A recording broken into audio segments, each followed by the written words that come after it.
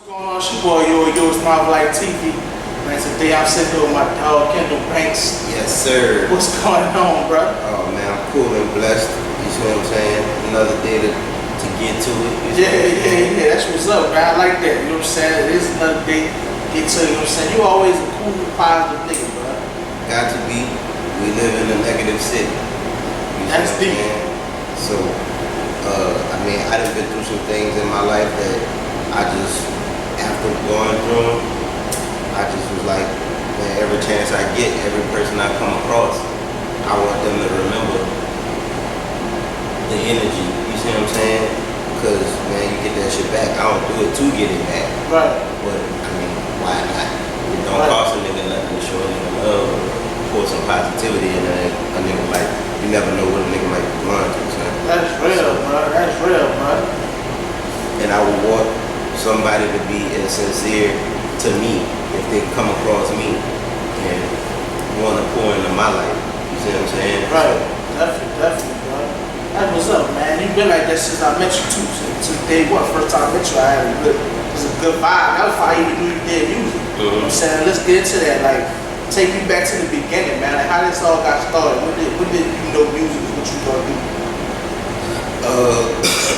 So I've probably been into the actual rap thing since like 9th grade. Yeah. Probably like 05, something like that. But with I've always loved music. I've always enjoyed music. But when I decided to rap, right after I heard Cassidy Battle Freeway. Okay. You see what I'm saying? Put the beat on, man. Put the beat on. Yeah. Right. That I put on the street even made Freeway and said, put on the beat. Son, Cass is a GOAT. I tweeted the other day, like, Cass is on my fucking Mount Rushmore. Yeah. He one of my folk, you know what I'm saying? But he's the reason that y'all have me today, because he started. That's what's up. That's something I wouldn't know. Like I said, man, that's why I like doing this interview thing. Even though I know some of the people I sit down with personally, right. I get to hear stories I didn't know. You know what I'm saying? I wouldn't have known that. You know what I'm saying? You can't tell. Like, cause I'm like, man, even like my rap schemes and everything, I might not sound like but like Cass taught me how to rap. I still don't do rap like that. Yeah, that's deep, man. My next question was gonna be about how, I hear people like I rap, right? You got some dudes that, can freestyle, you got some dudes that's like, I guess just like songwriter, or you got some dudes that say, well, I don't write, you know what I'm saying? I just go in. Well, the thing about you, I feel like you just know perfectly how to structure your songs. What does that come from? Well, again, when I first started rapping, so I ain't never been in no studio at the time. So I'm writing raps. In order to fucking, if I tell somebody I rap, for the longest while I started recording music, because like it wasn't something that my people was like, oh yeah, we're gonna do that. Like, they probably wanted a nigga to be a fucking doctor or some shit like that. Which I'm probably 100% capable of doing. Right. But I just love music. You see what I'm saying? I love the vibe that it gave to me.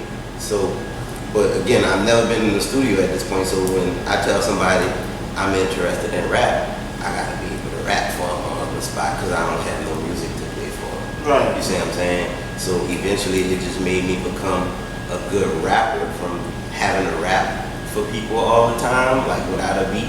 I just naturally became a good rapper. But once I started recording, it was almost like a brand new thing to me. And it was something else that I had to figure out. Right. And then figuring out how to record and learning and going to the studio so many times. See, the first time I went to the studio, probably, and this wasn't even no real studio, dog. I don't know what the name of the apartments is, but they on Severn.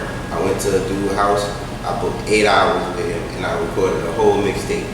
I never heard of shit like that. I recorded a whole mixtape in 8 hours. That was my first rap tape ever. It was called Lyrical Slaughter, and my name was Young Heathen. You see what I'm saying? Yeah. So I did that, and it was like, I just thought I had to rap through this. It was like, as a rapper from the boom bap shit and being a nigga that, okay, we standing outside and I got a crowd of people around me wanting to hear us rap. Right. You see what I'm saying? I can't punch in. Right. I don't even know what punching in is at the time. I'm just I'm trying to rap my whole verse from the beginning to the end. You see what I'm saying? Right. So all of those raps sonically could have been better had I just rapped what I needed to rap in the breath that it took and stopped and started over with a fresh breath and did the next line. Right. So did you just learn that naturally over time, or you was taught, or like how that worked? No, it was like randomly one day. I don't remember which engineer it was, but whoever I was working with this day, which is like I had fucked up, and I was like running back from the top, and the dude was like, "You don't want to just punch in?" Right. I was like, "Punch in." He was like, "No, nigga, I can't." I said, "No, nigga, I can't punch in on stage when I'm rapping this bitch." You see what I'm saying? So no, like, so for the longest I was stubborn. Yeah. So I felt like being so stubborn, it like restrained the quality of that music at that time. Right. You see what I'm saying? So, but like I say, after so many years of doing it, so many years now, I don't have no problem punching in no more. You see what I'm saying? Because now I'm looking at it, it's not more so an ego thing, because I don't have to prove to niggas that I'm a rapper. You see what I'm saying? So that was more of a pride thing.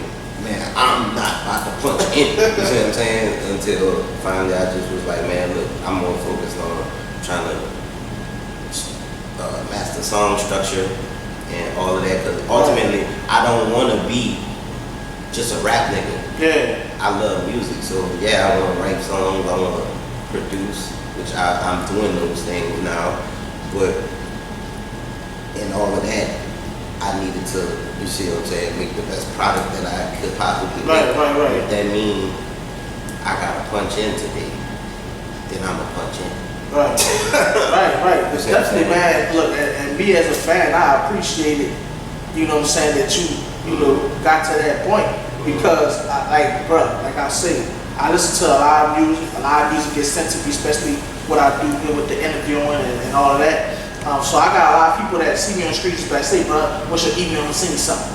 And you can definitely tell who's seasoned at creating a song, and but why do you think it got to that point where people felt like, well, it's almost uncool to say you right or whatever? Like, remember when Wayne and Jay and it was like, I don't write nothing down? Because people are followers. And they need somebody to lead them. You see what I'm saying? Yeah. So if it's like, man, some of the coldest fucking music, they have some of the coldest music in the city, bro. And people don't listen to it because they need somebody else to tell them to listen to. Yeah, get on it. Yeah. You see what I'm saying? It's whack. Like, so, and I mean, for the longest in my career, I was on that, man. What's wrong with the city, man? Nah, I really don't fucking care. I'm gonna just fucking make my music. Yeah, do you? Like, I don't care who's not supporting who is. Yeah, people gonna gravitate to it, right. Like, when my time comes, it's gonna come. You see what I'm saying? And the price might be high. So, well, we know it's gonna be high. The luck is not high now because I got high quality shit. You see what I'm saying? Right. I really feel like they got some fire niggas in the city, bro. I'm a fan of music, and I'm not afraid to say that I like this person's music. I like this person's music. I like this person's music. And I will support it without a nigga having to ask me. You see what I'm saying? Like, even this nigga G4, I will text this nigga and tell this nigga, send me the clip. Right. You see what I'm saying? I don't have to do that. You see what I'm saying? But it is what it is. And Ross said, that's my dog. I'm gonna fucking run this shit like I own it. You see what I'm saying? Right. So that's my dog. But at the same time, that ain't cold. You see what I'm saying? So it just is what it is. So when it comes to making the music and whatnot, I really feel like I have the best overall across the board, check every box, quality music. You see what I'm saying? Like, I don't have to be the most lyrical nigga because sonically this shit sound good. So it don't even really matter if I'm fucking saying some deep shit. It's about how it make you feel. Before I say anything, the first thing you hear is the sound. You see what I'm saying? And how that sound translates to the frequencies in your body. So if the sound is right, Right. It damn near don't matter what I say. You dig? No disrespect, but that's why niggas love Uzi. You see what I'm saying? That's why niggas love Thug. It's sonically how this makes me Thug out, I ain't gonna lie. move. You see what I'm saying? Like niggas be knocking it, but it's like, nah, son. If you want to listen to some Nas, go turn some Nas on. Right. You want to listen to some Jay, go turn some Jay on. But if I feel like I want to feel lit, I can listen to this and accept it for what it is. It don't make it whack. Right. It don't make it cool. You see what I'm saying? Everybody there's somebody out there that fucks with everything that is out there. Yeah, that's true. It's just about finding your market and selling to your market. Once you figure out your equation, A plus B is always what you will see. Man, that's real. Man. That's how you can tell, you know, that you definitely seasoned in this shit. You got your mind on right. You know what you want to do. And it's about being confident in yourself. You see what I'm saying? That's what I was going to ask you next about. You know, we was talking off camera earlier about the motivated. You know, it's a series you have going. You know what I'm saying? I think I got on board. Was still motivated. That's when I met you around that time that you had that out. I listened to it, and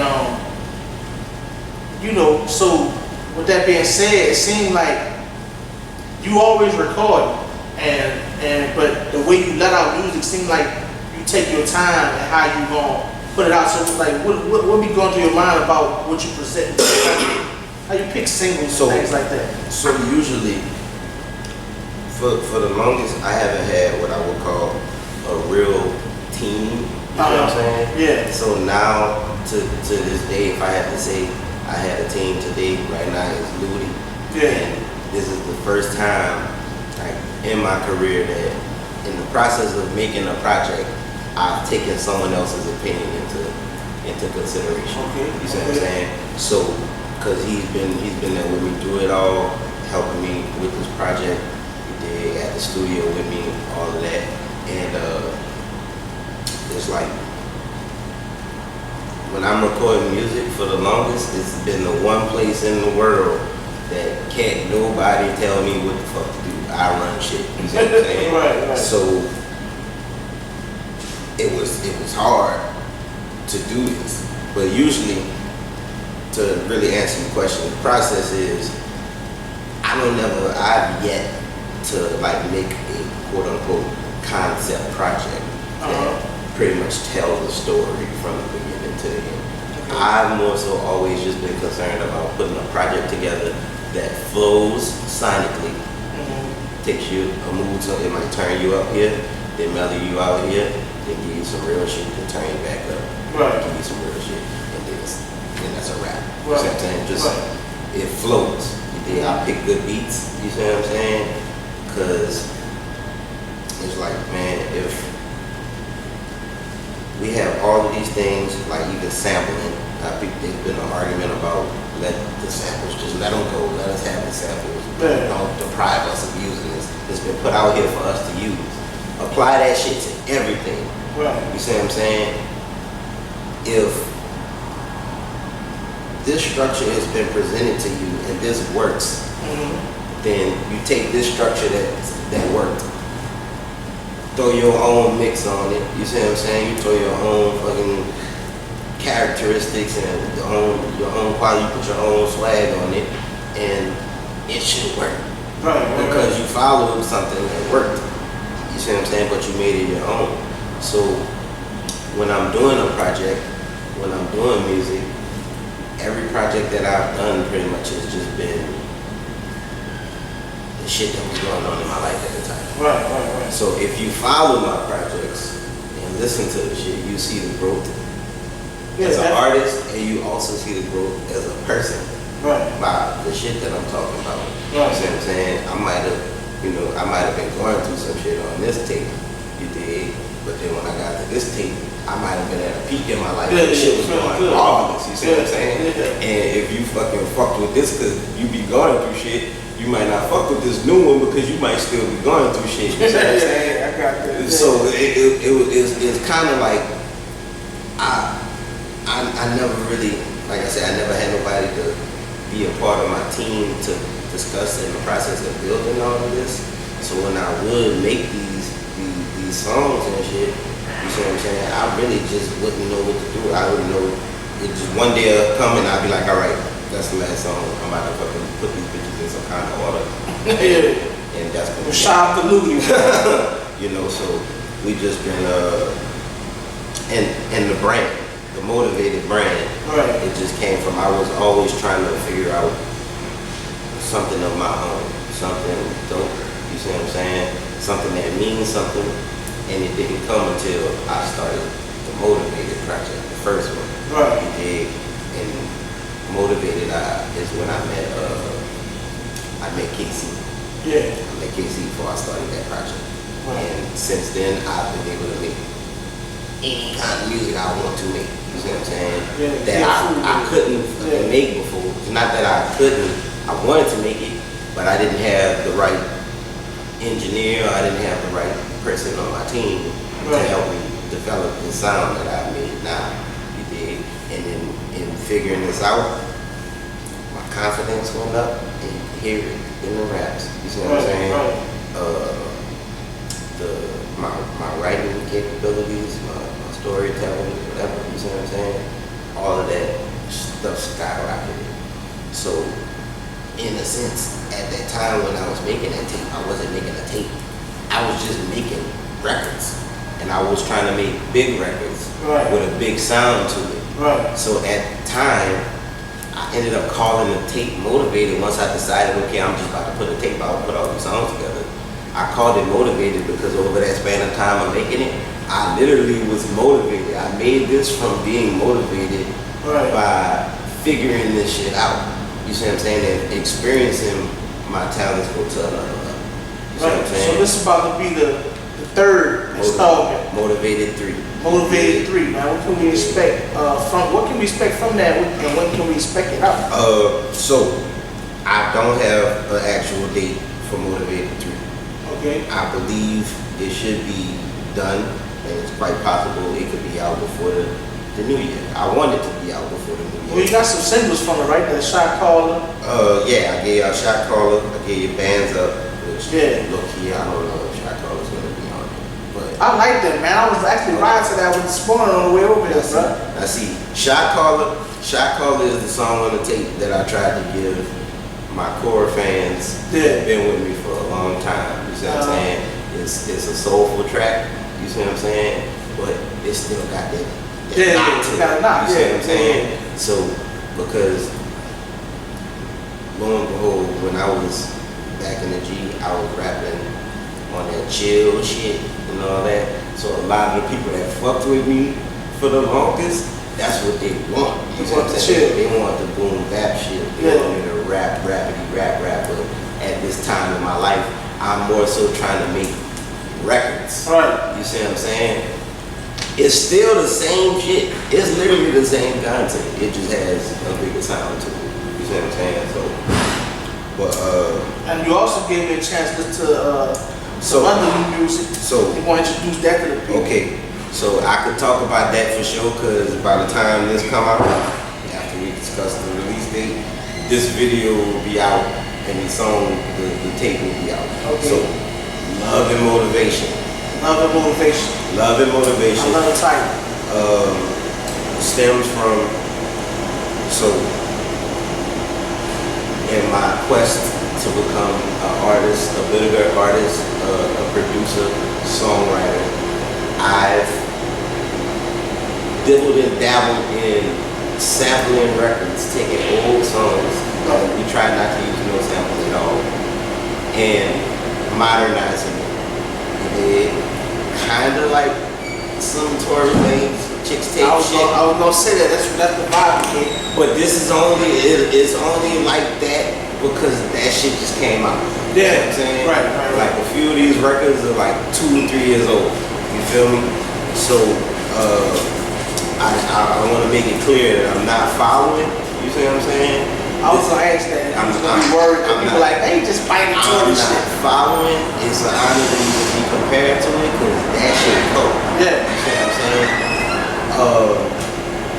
But what really made me go ahead and drop this was the record on Love and Motivation, where I Make Me Want from Russia. Yeah. You see what I'm saying? That was at the time that this stuff took place. That was the most recent record that I had done like that. Right. My intentions was for it to go on Motivated 3. But I still didn't know where I was gonna put it. Even the other records that I've been had could have went on Motivated, could have went on Still Motivated, but I didn't know where to put it. You see what I'm saying? Right. Or where it fit into the rest of the tape. Right. So I just ended up having some records like that. So I'm in the motherfucking Dragon's Den one night. You see what I'm saying? Yeah. I've heard that Summer Walker flipped it. She did it because KC told me. Right. You heard Summer Walker shit? Right. I'm like, nah, she did it. He was like, yeah, right. I was like, it's fire. He was like, yeah. I was like, man, shit. I was like, bet. But I still didn't bother to go listen to it. So I'm in the Dragon's Den and fucking DJ fucking plays the record. Yeah. So I'm like, oh man, this shit is hard. Then Usher comes in, just takes my whole plate. You see what I'm saying? Because the You Make Me Want record was special to me because I know I said Cassidy made me start rapping. The first song I ever heard word for word was Usher, You Make Me Want. I was 5 years old. Right. You see what I'm saying? And that was my jam. So I always loved that record. So when I did that record, I was like, oh man, this one was special. And it was the coldest one out of the previous ones that we had. So I was really looking forward to putting this record out. So then when I heard that, I was like, fuck. And the DJ that was up at the time was GQ. And he was like, I was like, gee man, you know how I flipped this bit? Because I had to send you one of the old records before. Right. That I had to dig, and he was up with that. So it was like, that's what happened when you sit on records. That's what happened when you sit on records. Now, the thing is about that when he told me then, is what led to me putting out this project. You see what I'm saying? Otherwise, the project might not see the light of day. You see what I'm saying? Yeah. Versus the last time something like that happened was when I get motivated. Shot Smooth was like, man, it's time for you to drop a record. And I was just like, you're right. Here, that opened this whole chain reaction to everything that I've been doing lately. So who knows, this might open up the next chain reaction for me. Right. So it's just time. It's like when I say it's time, then that's the time. It's like when I see homeless people like standing on the corner bed, you know what I'm saying? And I pull up to the light. If I gotta think twice, I don't give a fuck. But if I see him and naturally just go to my shit, then that was the time. It was meant for me to bless you to me. You see what I'm saying? So when that shit happened, it's time for the record to come out. You see what I'm saying? So I was like, well, I don't want to just put one record out, because if I put the You Make Me Want record out by itself, then it gets compared to Hugs. You see what I'm saying? Right. But I wanted to do more than just 3 records, so I was like,